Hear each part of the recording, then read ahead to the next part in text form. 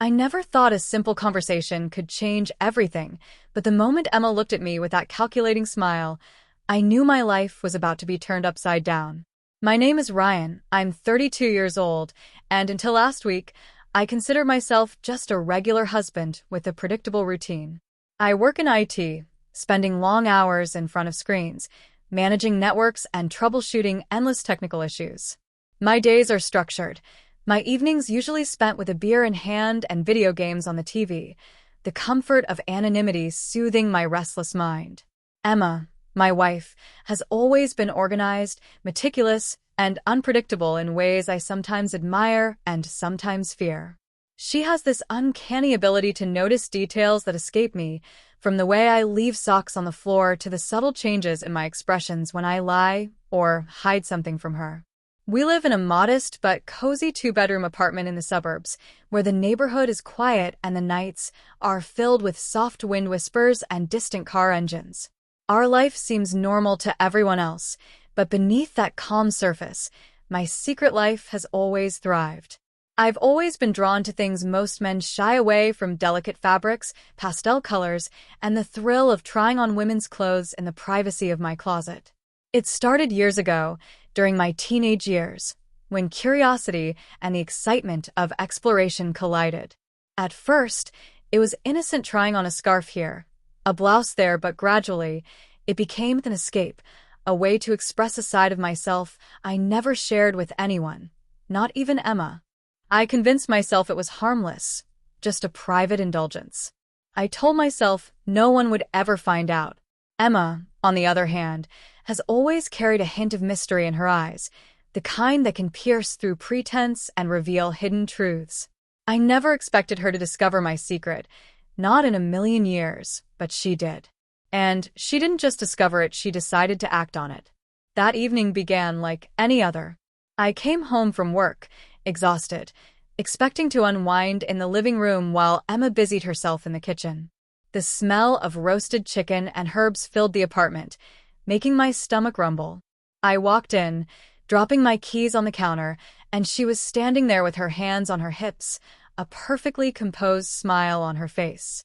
"I want to talk," she said, her voice calm but carrying a weight I couldn't ignore. I froze, my mind racing. "About what?" I asked, trying to sound casual, but my heart was already thudding in my chest. "You know what," she replied, tilting her head slightly. "I found the things you've been hiding." My stomach dropped. I tried to laugh it off.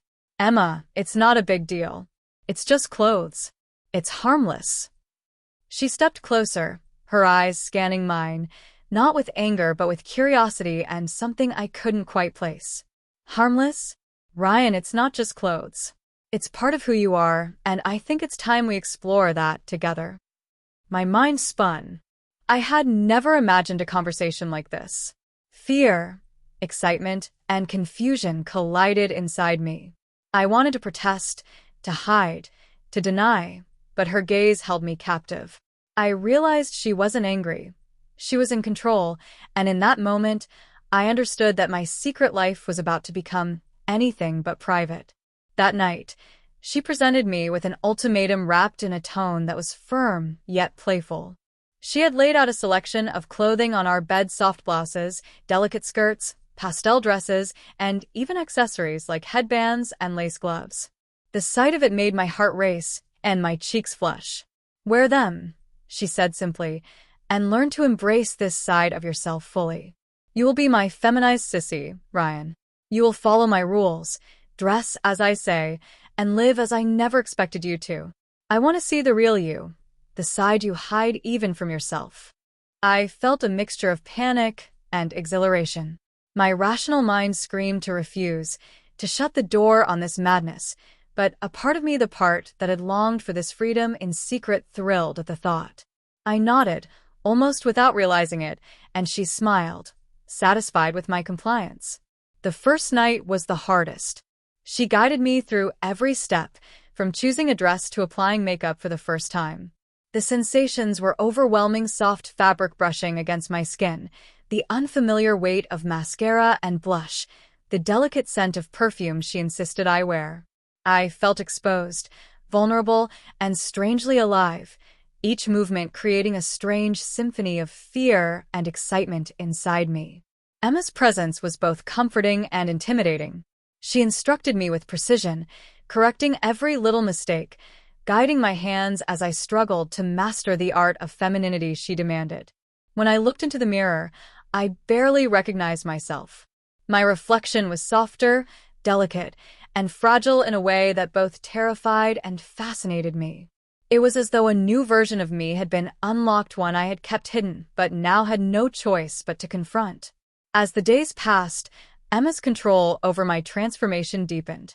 She assigned tasks, chose outfits, and even scheduled times for me to practice walking gracefully in heels. Every step I took reminded me of how much power she wielded, and yet, every glance she threw my way filled me with a strange pride.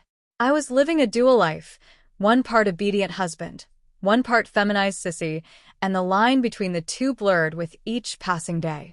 The neighbors remained unaware, my colleagues at work continued to see me as the same ordinary man, and Emma watched from the shadows, her satisfaction apparent whenever she caught me adjusting my new persona. She had turned my private curiosity into a controlled reality, and I was powerless to resist her guidance.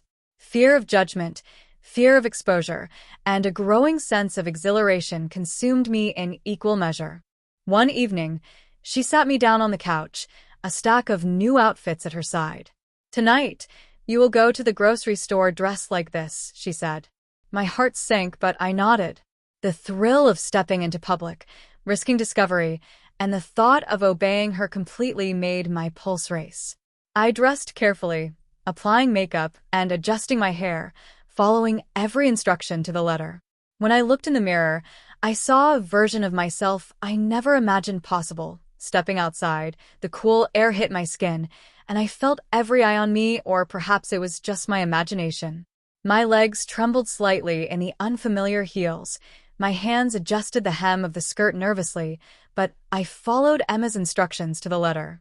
The thrill of walking among strangers, risking exposure, combined with the sense of obedience to her, created a tension I had never experienced. That night, when I returned home, Emma's approving smile was the only validation I needed. She had transformed my world completely, and I realized there was no turning back. I was now living a life shaped by her desires, my identity intertwined with her control, and my secret self exposed in ways I had never anticipated. The journey had begun, and every step would be a test of courage, obedience, and the strange exhilaration of surrender. The first outline of our story sets the stage for the suspenseful transformation, the complex dynamics of control and submission, and the emotional conflict that will drive the narrative forward. From this point, the build-up will explore my internal struggles, the thrill of transformation, and the constant tension of living a double life under Emma's watchful eye. The days that followed blurred into a strange rhythm of obedience and self-discovery. Emma's rules were clear and unwavering.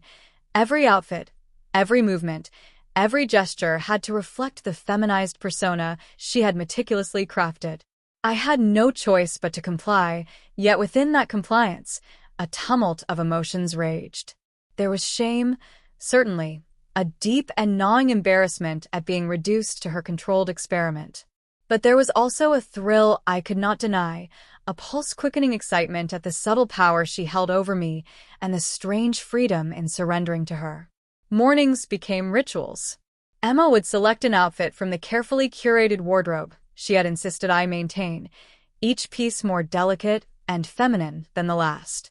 Silk blouses, lace-trimmed skirts, pastel dresses that barely brushed my knees, and the occasional costume-like ensemble for special, training days.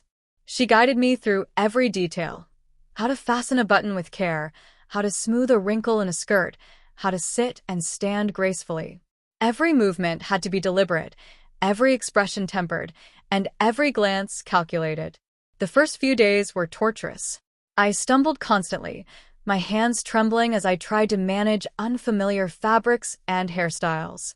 The heels were my worst enemy, stabbing at my arches and forcing my balance into awkward, unnatural positions. I fell more times than I could count, Each stumble's a reminder of my vulnerability and Emma's dominance.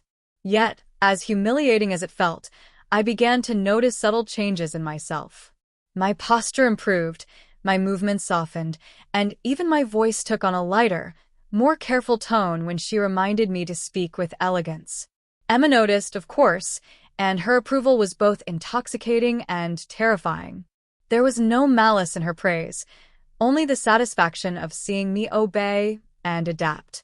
Her eyes would sparkle when she caught me adjusting my makeup without being prompted or when I practiced walking in heels without complaint. It was a strange mixture of pride and fear. Pride that I could meet her expectations, fear that any misstep would bring her disapproval. One afternoon, she decided it was time for a public trial. I was to accompany her to the grocery store dressed entirely in her chosen outfit, a pale lavender dress with lace detailing and a matching cardigan. The heels were higher than I had dared attempt before, and my legs shook as I adjusted the hem of the skirt. Emma applied my makeup herself, meticulously shaping my eyebrows, adding blush, and guiding me through subtle lipstick application. "Remember," she whispered, her breath warm against my ear, "you are my creation today. Every eye that sees you is a testament to your obedience and my control." The walk to the store was a lesson in tension. Every passing neighbor felt like a threat, every casual glance a test of my composure. My heels clicked against the pavement with a sound that seemed to echo in my ears, each step a mixture of triumph and terror. Children stared with curiosity, and a few adults glanced, intrigued but polite. I felt every ounce of my secret self exposed, my vulnerability on display in a way I had never experienced. And yet, I survived the outing, returning home exhilarated, flushed, and oddly proud. Emma's smile at my success was a reward more intoxicating than I expected. Back at home, the training intensified. Emma introduced me to the finer details of makeup artistry, insisting that I perfect eyeliner, mascara, and eyeshadow application. She demonstrated first, then guided my hands, correcting the tremor of nervous fingers. She demanded patience and precision, turning what I had assumed would be a simple act into a meditative ritual. Each evening, I practiced in front of the mirror, analyzing every stroke and brush, striving for the flawless appearance she expected. My reflection became a strange companion, both familiar and foreign. The person staring back was me, yet transformed, delicate, and undeniably feminized in every aspect. As the days bled into weeks, my internal struggle deepened. Part of me resented Emma's control, the way she dictated every aspect of my appearance and behavior. Yet another part of me craved it, drawn to the thrill of surrender, the intimacy of obedience, and the strange liberation of existing solely under her gaze.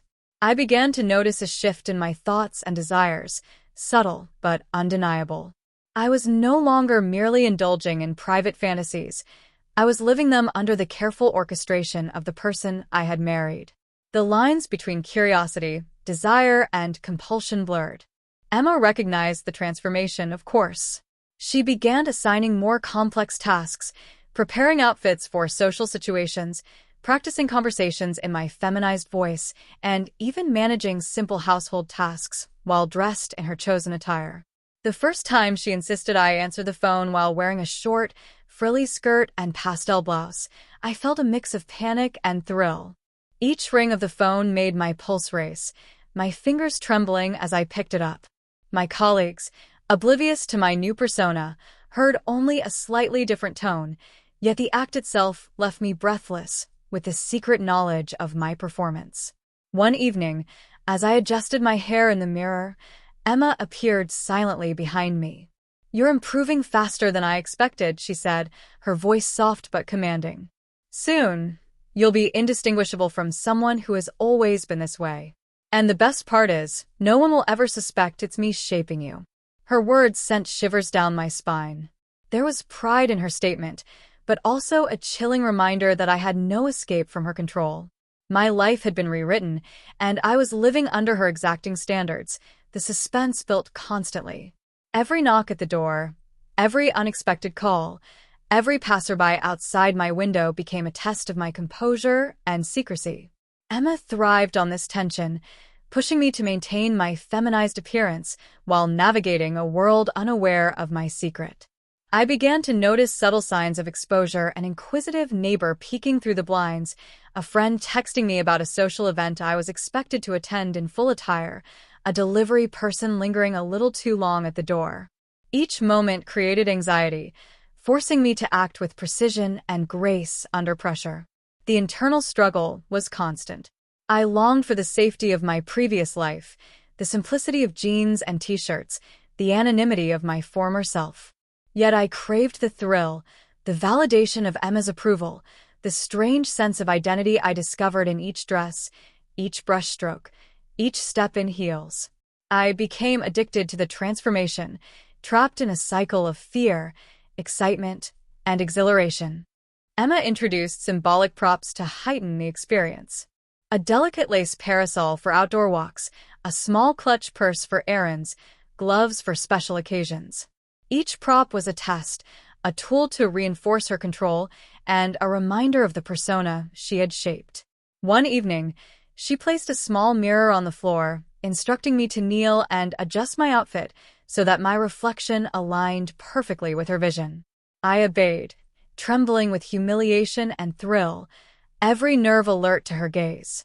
The suspense escalated when she invited me to a small gathering of her friends, insisting I attend in full attire. My stomach churned at the thought of being exposed, of my secret life intersecting with the real world. The night arrived, and I dressed meticulously under Emma's watchful eyes. Every detail had to be perfect: hair, makeup, posture, smile, tone of voice. As we entered the living room filled with chatter and laughter, I felt my heart pound. Every glance felt like scrutiny, every smile a potential judgment. Yet Emma's hand on my back reminded me of my place, of the controlled thrill I had come to crave. Throughout the evening, I navigated conversations, small talk, and casual laughter with precision, my body tense with the constant awareness of observation. The exhilaration of performing, the fear of exposure, and the approval I glimpsed in Emma's eyes created a complex cocktail of emotions that left me drained yet strangely fulfilled. By the end of the night, I realized how deeply the transformation had taken hold, reshaping not just my appearance but my very sense of self. At home, alone with Emma, the reflection in the mirror was no longer a foreign figure, but an integrated part of me. She smiled, satisfied, and I understood that the suspense, the training, and the challenges had only just begun. My life had become a delicate balance of obedience, secrecy, and exhilaration, each day a test of my ability to maintain the feminized persona Emma demanded while navigating the world outside. The night Emma decided to push me further began like any other, with a quiet tension that made my nerves twitch. She had planned an outing, a dinner at a local restaurant with friends she claimed were curious about my progress. My heart sank when I realized what this meant: public scrutiny, the potential of exposure, and the constant need to perform flawlessly under her watchful eyes. I dressed meticulously in a soft, mint green dress with delicate lace trim. My hands trembled as I smoothed the fabric, carefully applying makeup under Emma's critical gaze. "Every detail matters tonight," she said softly, her voice both reassuring and commanding. "One misstep, one awkward movement, and the illusion is broken." By the time we arrived at the restaurant, my pulse was racing. Every car that passed, every pedestrian on the sidewalk felt like a potential threat. I walked beside Emma, heels clicking rhythmically on the pavement, each step a reminder of the persona I now inhabited. Her friends greeted us warmly, but I could feel their subtle glances, curious and perceptive, scrutinizing me more than I wanted. I forced a smile, mimicking the feminine grace Emma had drilled into me, yet the internal panic simmered beneath the surface. The evening was a delicate dance. Emma guided every word I spoke, correcting the pitch of my voice when it wavered, reminding me to keep my posture straight, to cross my legs elegantly while seated. I felt exposed, raw, and yet a part of me was exhilarated. I was performing under the weight of expectation, my secret laid bare to those who would never fully understand, yet could sense the difference. Every compliment from Emma's friends, every approving nod, was like a small victory, fueling the strange pride that had begun to intertwine with my fear. But the real test came when a neighbor unexpectedly walked in, someone I had known for years in my previous life. The woman stopped in the doorway, her eyes widening slightly as she took in my appearance. I froze, unable to find words, my hands clutching the edge of my chair as panic surged through me. Emma, however, remained composed, a small, knowing smile curling her lips. "Ryan, why don't you greet our friend?" she said, her tone calm but authoritative. Every instinct screamed to flee, to strip away the dress and run, but I obeyed. My voice trembled as I greeted her, careful to modulate it as Emma had instructed. I could feel her eyes on me, measuring, analyzing, and in that moment, I understood the full power of her control. The neighbor smiled politely, seemingly unaware of the inner chaos, and moved on, leaving me drained but victorious. Emma's approving glance reminded me that survival in this world of scrutiny depended entirely on obedience, precision, and composure. The night progressed with increasing intensity. Emma introduced new challenges, asking me to dance in my heels to show grace, to handle subtle social interactions with strangers, and to maintain an air of effortless femininity even when I felt everything but. My body screamed in protest, the high heels stabbing my arches, the soft dress chafing at my skin, the weight of makeup and hair extensions pressing on my consciousness. And yet, I continued, driven by a mix of fear, exhilaration, and the strange satisfaction of meeting Emma's exacting standards. Back at home, the suspense intensified. Emma had prepared a scenario that would test both my obedience and my emotional resilience. A package arrived, marked with the address of one of my colleagues from work.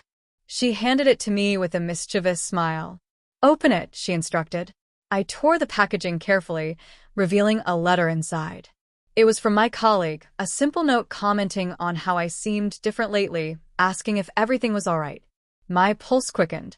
How much had been noticed? How close had exposure come? Emma watched silently as my hands shook, her gaze unwavering. "This is perfect," she said finally. "It means you are being observed, being judged. This is the thrill of your new life. You must navigate it with care and grace." Her words were both terrifying and exhilarating. I realized that every moment of fear, every glance from a stranger, every subtle hint of curiosity was now a part of my existence. There was no turning back, and yet I found myself craving the challenge, the test of my ability to maintain composure and obedience under pressure. The climax escalated further the next day. Emma instructed me to attend a small gathering at a friend's house, alone this time, fully dressed and prepared to socialize as my feminized self without her direct supervision.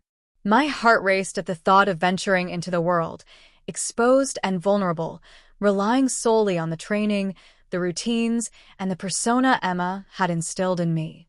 I dressed carefully, selecting a soft pink blouse and a flowing skirt, heels that made my legs ache just thinking about walking, and carefully applied makeup under the harsh light of the bathroom mirror. I stared at my reflection, trembling, and yet there was a spark of pride, a strange recognition of the person I had become under Emma's guidance. At the gathering, the tension was palpable. Every glance, every smile, every conversation was a test. I navigated small talk, laughter, and casual remarks, all the while aware of the potential for exposure. A friend reached out to touch my arm in a familiar gesture, and my body tensed, a surge of panic threatening to break the facade. Yet I maintained composure, smiling, responding with grace, and internally noting the thrill of successfully maneuvering through each challenge. Each interaction reinforced the precarious balance of my life, a high-wire act between secrecy, obedience, and performance. Returning home, exhausted and exhilarated, Emma's approval was the only validation I needed. She guided me through a final exercise that evening, placing a mirror at floor level and instructing me to kneel, adjust my outfit, and examine every detail. My reflection, fragmented and distorted by the angle, symbolized the duality of my existence, the obedient feminized persona and the private, rational man I had once been. I realized that the suspense, the training, and the challenges had reshaped not only my appearance but my very sense of self. I was no longer merely Ryan the husband or Ryan the IT professional. I was something new, something crafted under Emma's control, navigating a world that could never fully understand. The final test of the climax came unexpectedly. Late one evening, a neighbor knocked on the door, a young woman carrying a package I wasn't expecting. I opened the door carefully, heels clicking, heart pounding, fully dressed in a delicate lavender dress Emma had selected that day. The neighbor's gaze lingered for a moment, curiosity evident, and I felt a surge of panic. Emma's presence behind me was calming and terrifying all at once. She whispered, "Remember your training. Every word, every gesture, every smile must reinforce your persona." I complied, speaking carefully, adjusting my posture, and maintaining composure despite the storm of emotions inside me. The neighbor departed, leaving me trembling but victorious, and Emma's approving smile confirmed that I had survived yet another test. By the end of the climax, I was a different person. The internal conflict, the fear of exposure, the thrill of obedience, and the exhilaration of transformation had coalesced into a complex, charged existence. Emma's control was absolute, yet I found empowerment in surrender, identity in performance, and a strange satisfaction in navigating a world unaware of the secret I now lived every day. The stage was set for a cliffhanger, a moment of suspense that would leave the audience questioning what would happen next, whether my secret would be discovered, and how far Emma would push the limits of my obedience. The emotional stakes had never been higher. My life had become a delicate balance of fear, excitement, and submission. Every glance, every interaction, every decision was a test, and I was both terrified and exhilarated by the challenge. The duality of my existence, the private man and the feminized persona, was now fully established, creating a tension that promised further drama, suspense, and emotional complexity. That night, after another long day of training and public exposure, I sat alone in our apartment, still dressed in the pale lavender dress Emma had insisted I wear. My legs ached from the heels, my arms felt heavy from the unfamiliar posture, and my mind raced with thoughts of what I had endured and what lay ahead. Emma had gone out for a brief errand, leaving me alone with my reflection, my thoughts, and the echo of her command, that I was hers entirely, and that my journey had only just begun. I studied myself in the mirror, tracing the contours of my face beneath the carefully applied makeup, examining the way the soft fabric clung to my form, and noting the delicate curve of my posture that now felt natural. It was a strange sensation, pride mixed with vulnerability, empowerment tinged with shame. I realized I was no longer the same man who had collapsed into the sofa with video games and beers just a few weeks ago. I was a creation of Emma's design, molded through discipline, fear, and the thrill of surrender. A knock at the door made my heart leap into my throat. My pulse spiked as I imagined who it could be: a friend, a neighbor, or worse, someone who might expose my secret. I froze for a moment, balancing precariously on my heels, then reminded myself to breathe. Emma had trained me well: composure, poise, confidence. I opened the door cautiously, and there was no one there, just a small envelope resting on the welcome mat. My hands trembled as I picked it up, feeling the weight of suspense tighten around my chest. Inside was a single note, handwritten. "I know." I staggered back, my mind racing. Who could know? How could anyone know? The letter didn't have a name, no hint, just those two words that carried the weight of exposure, fear, and judgment. Panic and adrenaline surged through me, leaving me momentarily paralyzed. I glanced at the mirror, my reflection staring back with wide, fearful eyes. This was the moment Emma had warned me about: the ultimate test of composure, obedience, and secrecy. When Emma returned, I could barely contain the shaking of my hands. I held the envelope in front of her, my voice trembling as I asked, "Emma, someone knows?" She took the note from me, reading it carefully, then looked up with that calm, piercing gaze that always left me unsettled. "Do you feel it, Ryan?" she asked softly. "The thrill of the unknown, the tension of exposure? This is the reality of your new life. You are living a secret, walking a tightrope, and every step matters. This is exactly why I made you into my feminized sissy." Her words struck me harder than any scolding could. She was right. Every risk, every public interaction, every detailed instruction had been preparing me for moments like this. The suspense, the fear, and the exhilaration were inseparable from the identity she had crafted. I realized that my secret was no longer just a private indulgence. It was now entwined with my survival, my self-perception, and my obedience. Emma guided me to the living room, her hand firm on my back. "You must be ready, Ryan. You never know when someone will watch, when someone will judge, when your secret will be threatened. The thrill is not in hiding, it's in living fully, beautifully, and obediently despite it." I nodded, the words sinking into me with both fear and fascination. I felt exposed, fragile, and yet alive in a way I had never experienced. As I adjusted my hair, smoothed the fabric of my dress, and took a deep, trembling breath, I realized the full truth. My life had changed irreversibly. I was no longer just a man, no longer just a husband, no longer just Ryan from the IT office down the street. I was Emma's creation, a feminized sissy navigating the world with grace, fear, and exhilaration. Every day a suspenseful test of endurance and composure. The night stretched on, quiet but charged with tension. Every creak in the apartment, every passing car outside, every shadow cast by the streetlight became a reminder of the fragile balance I now maintained. I caught sight of my reflection again, noticing the subtle confidence in my eyes, the delicate sway in my posture, the soft curve of my smile. And yet, the envelope on the table waited, silent and foreboding, a symbol of the unknown, the unanticipated, the suspense that would define my existence. Emma sat beside me, her hand brushing lightly against mine. "Remember, Ryan," she whispered, "the world doesn't know, but you do. And knowing is power. You are mine, completely, and yet every day you live this life, you grow stronger, more beautiful, more aware. The secret is yours to carry, and the tension, that is the thrill I have given you." I nodded, swallowing hard, feeling the weight of both fear and exhilaration. My body ached from the heels, my mind raced with anticipation, and my heart beat in rapid, uneven pulses. The suspense of exposure, the thrill of obedience, and the strange joy of transformation created a cocktail of emotions that left me both terrified and exhilarated. I understood that there would be more challenges, more tests, more moments where I might falter, but for now, I was suspended in this perfect, precarious tension.